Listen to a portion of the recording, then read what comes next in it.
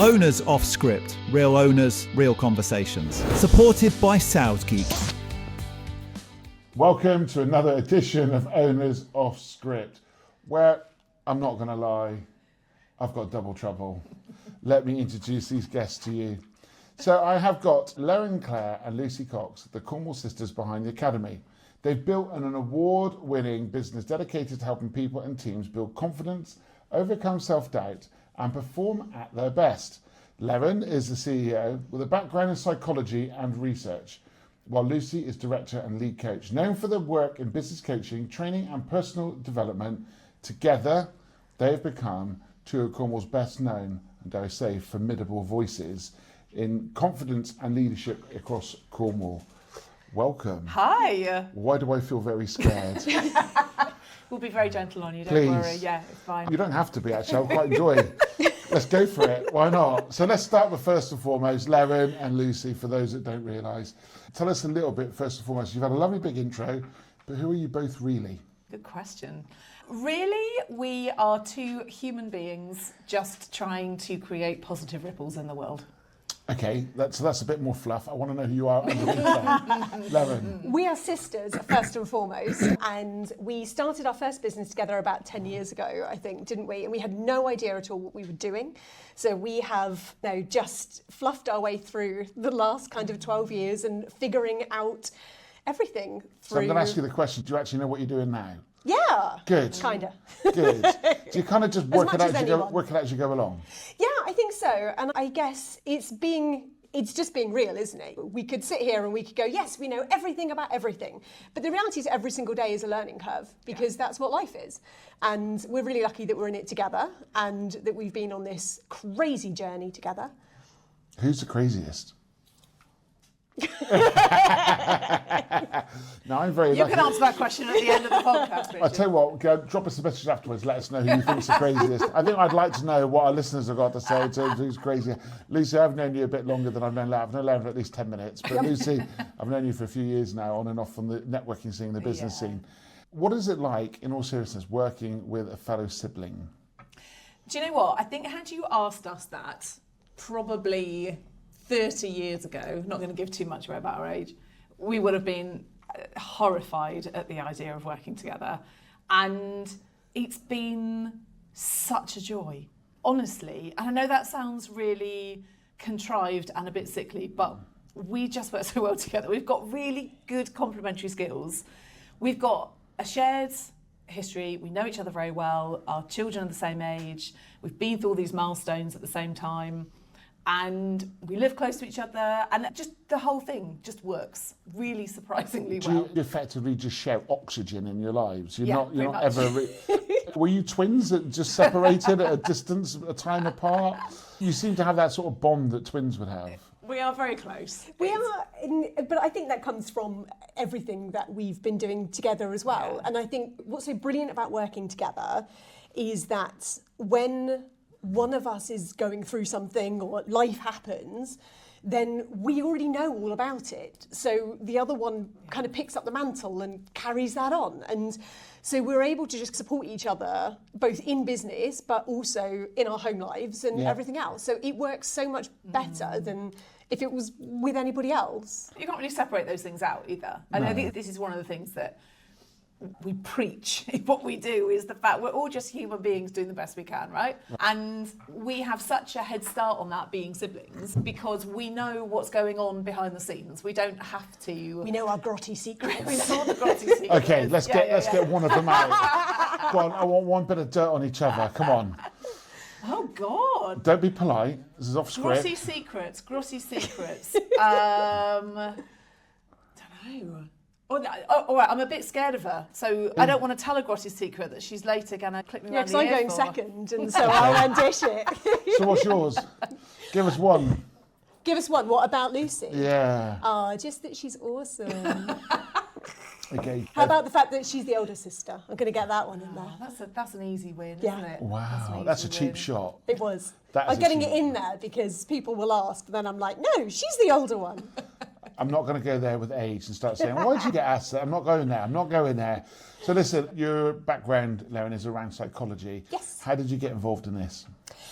Oh, goodness me. So I've had multiple jobs, and I think in hindsight that comes from being quite neurodivergent and very much What, you're enjoying... neurodivergent? Yes, No. I'm autistic ADHD. I would never have guessed. Oh, no. But that's good. It's a superpower, right? Yeah, absolutely.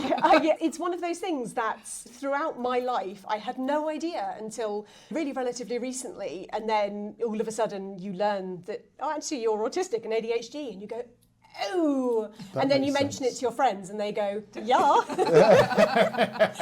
Oh, okay. I think it's a bit like, I can draw a small analogy to that young person in their home who feel like they need to come out. They go to their parents, they go, I think I'm gay. And they go, yep, we already knew that. It's a similar sort of effect, is it? Yeah, I think so. You're accepted and loved for who you are, right? Yeah, it's a real journey going through all of it, and I think it helps that my son is also neurodivergent, and so I can see him and go, he's amazing, he's wonderful, and all of the things that make him who he is. So that helps me to accept myself as well for Did you struggle with that? What, with... Being, like, realising that you were neurodivergent, or just the traits of someone with autism and ADHD? At times, I think, in terms of realising it and then going through the diagnosis process, there's two different parts of it that are very difficult to marry up. So on the one side of it, you're going, this is something that I can't change about myself. So all of these things that I found difficult, I'm always going to find difficult. And that really sucks. And I can't change it. But on the other side, you're going, yeah, but now I know why I find it difficult. And so now I can actually accept myself and understand myself a little bit better and put these things in place. And yeah, so it's an interesting journey to go through, definitely. But yeah, I feel in a really good place with it. Do you sort of go through waves with it as well? Good days and bad days? I think I did. Maybe I'm just on a good wave at the moment, but long may that continue through this interview exactly. Anyway. I don't want to cross you on a bad one then. No, and yeah, I think I can't change it. It is who I am, and a part of, as much as there are certain things that I've always found very difficult, it's one of the things I've always leaned on Lucy about so much, is that I struggle much more in social situations, and I get very anxious, and then I will completely crash afterwards and burn out. So I've always been very happy for Lucy to be the front and centre of everything. That would explain why I've met you more times. Yeah, absolutely. So now I understand a little bit more about myself. It makes me a little bit more confident to go out and go into the world and go, hi, I'm here too. Yeah. And do that. But that's always been my role, I think, within the business, is I've always done all of the behind the scenes stuff, and which is another reason why we've always worked so well together. So I will go behind the scenes and I will be doing all of the kind of cog turning behind the scenes. And Lucy is just wonderful at going out and talking to people and sparkling, and she's an amazing coach. So that dynamic has just always worked really well for us as well. I was watching a programme with Stephen Fry, and he talks about bipolar, and he puts an analogy to it like rain.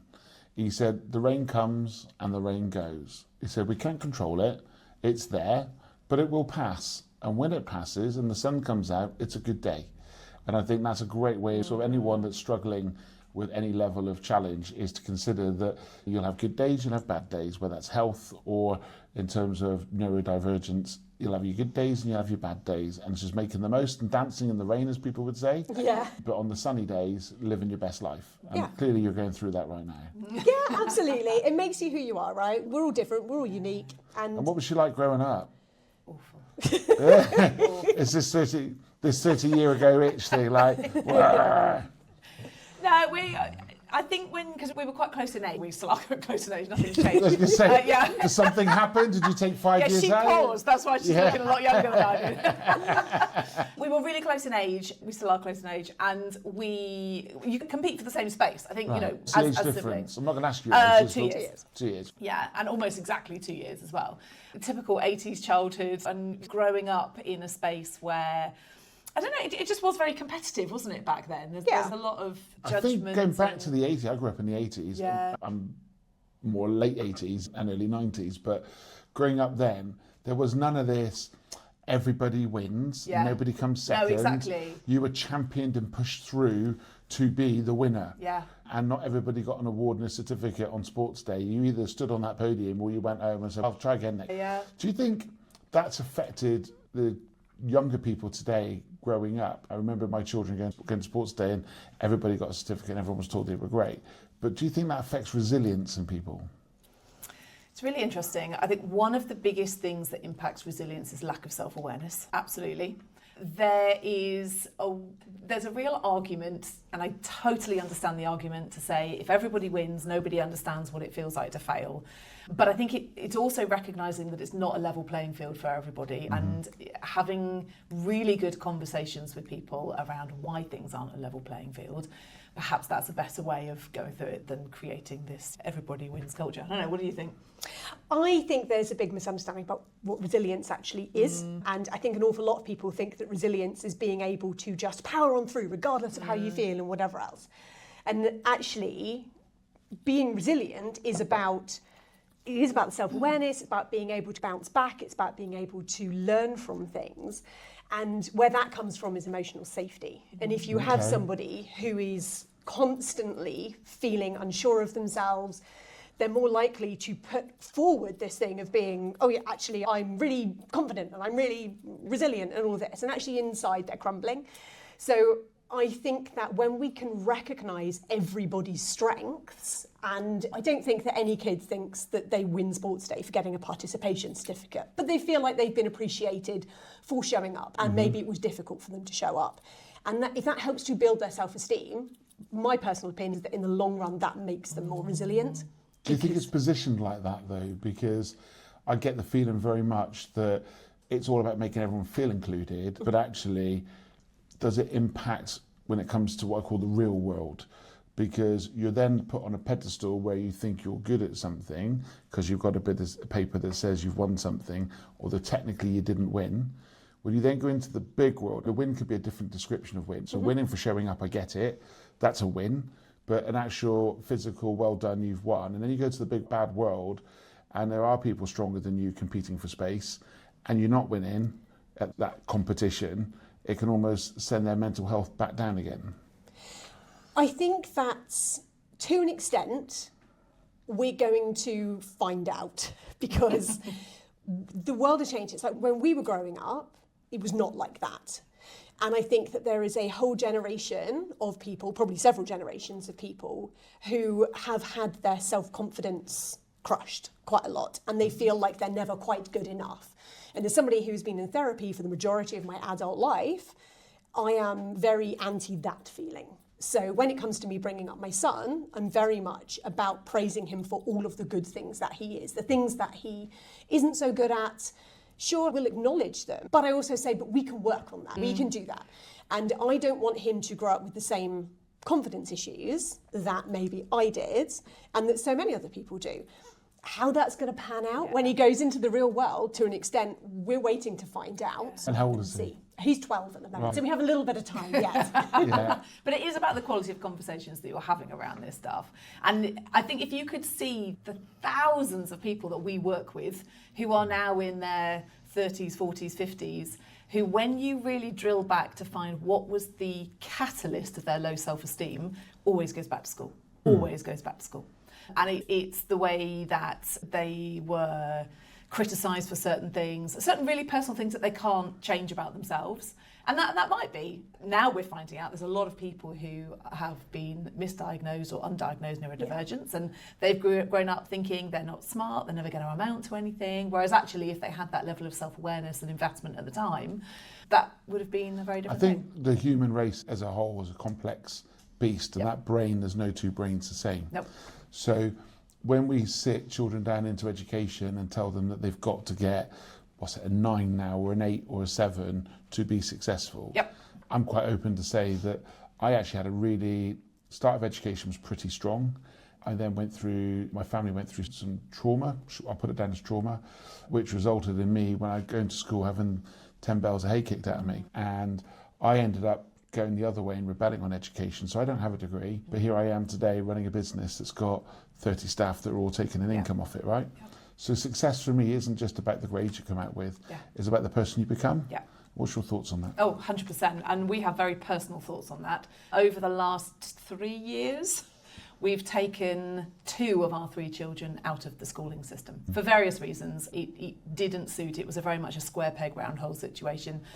Neurodivergent children and a school that they're just under pressure to perform, and it's a sausage factory. And to be honest with you, it just doesn't suit. And it's been really interesting to see our children's mental health skyrocket compared to where they were when they were in this situation where they're comparing themselves to others all the time, and this idea that there is only one way success can look, and that has to be about numbers on a bit of paper, whatever those How do grades you balance that with work life? Oh, now there's an in question. Yeah, you've still got a business to run, right? We do. So you've got to be mums, you've also got to be co-directors, Yep. and you've got people pulling on the pair of you from all directions, Yep. whether it's clients, children, Yeah. etc. How are you coping with that? So one of the things that certainly my husband and I had to do, and I think you were probably the same, although obviously I had a year's head start, is almost unlearning the schooling system, because as parents we're so connected to that. The only way our children are going to succeed is if they do GCSEs at 16 and this. And I think once you've stepped back from that and you reflect on your own journey, like I had a very similar experience to you to some degree, and I didn't do well at school. I came out the other side, didn't do very well in my A-levels, and when somebody suggested when I was 26, I'd then go back and do a degree, and they suggested business, I fell off my chair. I was like, there is no way, I'm not academic, I'm not smart, I'm not this, no. Self-confidence. It's that self-confidence, that identity that you get in yourself when you don't fit into something that the whole world, I know it's not the whole world, but that's how it feels when you're a teenager, is saying you will amount to nothing unless you look this certain way. And I didn't look that way, so therefore I wasn't going to amount to anything. And I certainly wasn't telling myself I was smart or academic. But I've learned way more since leaving school, and I have achieved way more than I ever did when I was at school. Is it a bit like a driving test? You pass your test the day when you get your L plates taken off. That's when you learn to drive. Exactly. And I think, How have you navigated your career then? You left education. Yep. In your words, you didn't do so well. Yep. So what happened? Where did you go next? And what qualifies you to, and be brutal here, Yeah. what qualifies you both to have such a great introduction as this, apart from ChatGPT? School of Hard Knocks. Yeah, but to be able to go and coach other people, where does your qualifications come from? Okay, 2 questions there. So in terms of that journey that came out of school, went straight in at the bottom, office junior, entry-level position. This was in 1996, 97. I used to lick stamps. That was literally a stamp licker. That was my job. Would I ever see that on your LinkedIn profile? I think you need to put that on there. That was my job. I'm going to challenge you to put that on your LinkedIn profile. Tea maker, yeah. We didn't have email. It was a long time ago, right? And did you have electric? We had electric. Okay, that's there good. was somebody like this on the side. That was me. Child labour. And just learnt the business. I think being office junior, you're a little bit of a dog's body to everybody. So you're spending time, you're listening, you're watching, you're taking part in meetings. What was the company? It was a wine import agency. It was a very nice job to have. Couldn't test it though. I was there until, what year was I there? Till 2004. So that was 6-7 years, and left as their marketing manager. And they put me through all my marketing qualifications. I became a chartered marketer. I used to organise all their events up in London. So again, this wasn't reliant on qualifications. This was reliant on hard work. Let's get in there. Let's listen. Let's learn on the job. Let's take some risks. Let's be mentored by people who are doing the job. And personal situation changed. My husband, his job relocated to London. And it was going to be easier for me to find a marketing job in London than it was for him to find a music job in Cornwall. You didn't leave the company because you didn't want to be in the company? No, absolutely not. Personal circumstances. And then, unfortunately, my husband got made redundant very quickly after we'd committed to move. So that's when I went back to do a degree. But it was only because I'd spent some time in business together. And yourself. So in terms of yours, then, what does it make you qualified? Did you go off and get your degree in psychology? Yeah, so I did that when I was a mature student, so it was a few years later. But I guess it's that I have had so many different lives. I was a teacher, I was a researcher, I used to be manager of a cinema, 26 staff. I've done so many things. We started a business in manufacturing and went on to Dragon's Den. And did you? Yeah. Oh, come back to this. I feel this may be our longest podcast today. There's so much. Double trouble. I said that when I saw you both. But I think it is that diving in and learning and having the confidence of going, How hard can it be? We'll get in there, we'll do it. And when you are really passionate about something, then I think that you learn all about it. So, I mean, for me and my current role in the business is I do neurodivergence training. So I go into businesses and I talk to them about ways that they can improve their environment to be more neuro-inclusive. And the reason that I can do that, and I've gone and I've done some qualification things, but actually the most that I've learned is through getting into a massive hyper-focus about it and going, oh, this is something really interesting to me. And I spent years reading everything that I could about it and just consuming everything and living it.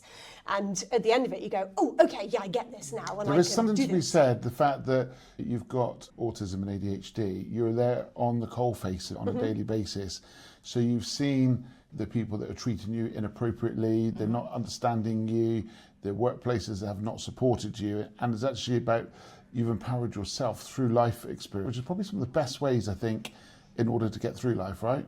Yeah, definitely. And I think as well, it's when you don't understand yourself and you are beating up on yourself and then the impact that has on your confidence. You know, so I spent most of my life going, oh, why am I not better socially? Why do I say these things to people that I shouldn't say? And I will beat up myself and I will be anxious about everything. And I'd say I spent most of my adult life in therapy for all of these reasons. And so at the end of it, when you go, oh, actually this understanding, I can give that understanding to other people and you can see it in their eyes. They go, oh God, it's not just me. This is, other people feel like this. Oh God, you do that as well. Oh, okay. And once you get that understanding about yourself, then it really helps you to navigate the world. And yeah, and also just understanding how to advocate for yourself and how to tell other people about the things that you need and why that's okay. We're both annoyingly curious people. Like our whole reading lists are all around whatever it is we're focusing on. It's always mindset, psychology, like our whole Do you both lives. do a lot have of been like reading? this. Yeah, absolutely.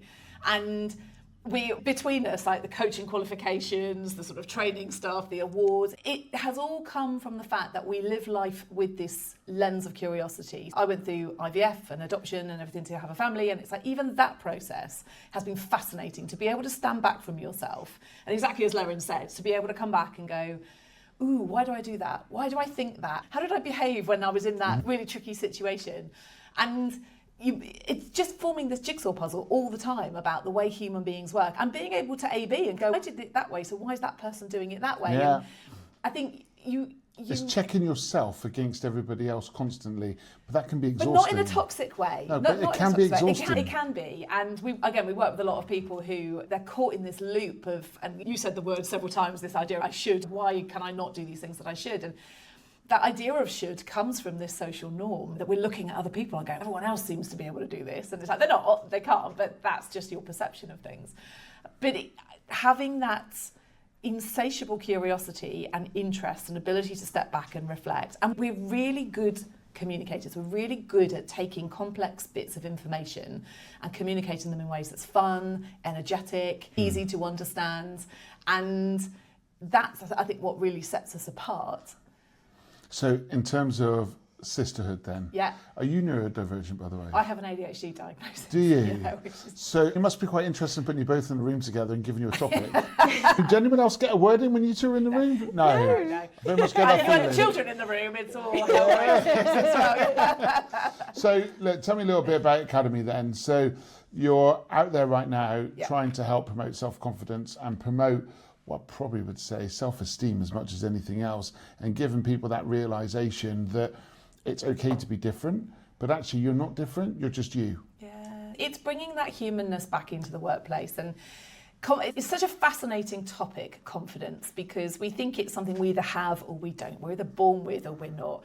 And the more you scratch around it, you think there's so many parts to what makes a human being confident and what we believe. So many people are frightened of having too much confidence as well, and they get that confused with arrogance and they miss the point really. But that confidence really comes from that level of self-awareness, having the right tools in place, knowing where you want to get to, being totally unapologetic for yourself, but being able to check yourself at the same time. And whether that is through neurodivergence, whether it's your ability to be really vulnerable and open with people, whether it's that ability to put really good boundaries in place, even if that's just for a bit of self-care and reflection, or just to protect your time, all of these things come together to make obviously we work with organisations and this is about the workplace, but it makes your life so much Do you think, better. Do you think people, though, I think I could probably relate to this. We've talked about this several times in the other podcasts, but the graceful swan. Actually, there's a lot of people out there with a massive front up, and behind that are not confident. Honestly, if you could have been a fly on the wall in some of the conversations we've had with some of the most prominent people that you would look at and think, God, they've got their shizzle together. And the minute they just expose a bit of that vulnerability and they talk really openly about not only how they felt along the journey, but how they still feel now, you begin to realise this is just humanness. I've talked to 2 people in the last few podcasts, both around the 55 years of age, when they set their business up, and said, we suffer really bad with imposter syndrome. Welcome to the club, welcome to the human race. I think anybody that says they don't, I think is probably kidding themselves to some extent. Don't get me wrong, that's where arrogance kicks in. People believe that they know they're better, but actually a lot of people in business, like you right at the beginning said, you muddle your way through and you learn on the job. That's probably some of the best ways to... When you ask, do we know what we're doing? I think we misunderstood at the beginning of our whole careers that knowing what you're doing isn't about having all the facts, knowing what's coming next, making sure every decision you make is the right decision. That's not knowing what you're doing. Is knowing what you're doing is to be able to go into something and go, whatever happens, I know I'll be all right. Yeah. And that's the shift, which is just so lovely. Yeah, absolutely. And I think that an awful lot of the time, we did some research where we looked at how people display their lack of confidence. And we found that there are some people who put up a massive front and will go out there and they will be all, yes, I know everything, and they will make themselves bigger in a room. And then there are other people who will shrink. And we will see those people. It's like a flight mode, isn't it? It is. Plays a part. Yeah, but also the way that we perceive people makes a huge difference as well. And so those people who make themselves bigger in order to hide their lack of confidence, they tend to be the ones that will get promoted and will do that. And then those people that actually do know what they're doing and they're shrinking away a little bit, they tend to get overlooked a little bit more. And actually both of them are just a front for not being confident enough. I'm going to ask you some quick fire questions. They've got to be quick. Good luck. Okay. Quick is the clue. I want 3 best bits of advice to build self-confidence. Okay. You want to go first? No, you. Okay. First of all, get to know yourself. Be infinitely curious about who you are, what makes you tick, what you need to be the best version of yourself. Invest that, number 1. Number 2, surround yourself with positive, confident people. We become the average of the 5 people we spend the most time with. If you are around people who are genuine cheerleaders, and these are people who are happy for you when you exceed their levels of success, those are the people that you want to spend time with. And number 3, you want to make sure that you are looking after yourself. And this is where you begin to parent yourself in a really dull, boring way. We get enough sleep, we eat good food, we have good morning routines, we exercise, because when we are physically not in a great place, we're not mentally in a good place. Confidence is a high vibe state, so we need to be able to create high vibrations in ourselves. Okay. So ask then to you, Lerryn, shall I ask you both? Okay. Okay, so one of you've got time to think first. Ask normally for your quickest answer. Who's your biggest business influencer? Who inspires you the most? Oh, it's a good question. I'm going to say Deborah Meadham, because we met her, she was amazing, and she does an awful lot of good advocacy things. She always feels very human. I like her a lot. I'm actually going to say probably somebody you've never heard of is an American woman called Brooke Castillo, who started her business in her 40s, 50s, and she is now a billionaire, and she has navigated such a huge amount of personal hurdles, mental hurdles, to be able to get to where she is, and she's an absolute shining example of what can be achieved. In the next 90 days, what does the Academy hope to achieve? Ooh, world domination. We'll leave it on that one. I somehow feel with them, both of you stood shoulder to shoulder, that's not a joke. I somehow feel that this is going to, if you manifest it, it'll happen. Exactly. World domination. Yeah. Maybe you can sort out the Strait of Hormuz. Thank you so much for coming in and spending time with me today. I've really enjoyed it. I feel less intimidated now than I did when I first sat down. Excellent. We did it wrong. And what was the question at the beginning you said I would answer at the end? I think it was about being around the pair of you. I've got to say, the energy of the pair of you is phenomenal. And if only this series could get this feeling through a camera lens, I think everybody watching this will go home or will be sat there feeling a little bit happier. and a little you. bit more positive. Thank you so much. Honestly, Thank it's been you. brilliant. And I really look forward to catching up with you again later in another series and seeing how you guys are getting on. Thanks, Richard. Take care. If you'd like to follow any more of the podcast, please go to rewindradio.co.uk, search for Owners Off Script, and you also can download it from any of your podcasts. Please love sharing all the usuals and review, and look forward to catching up with you again. Owners Off Script. Real owners, real conversations. Supported by SoundGeek.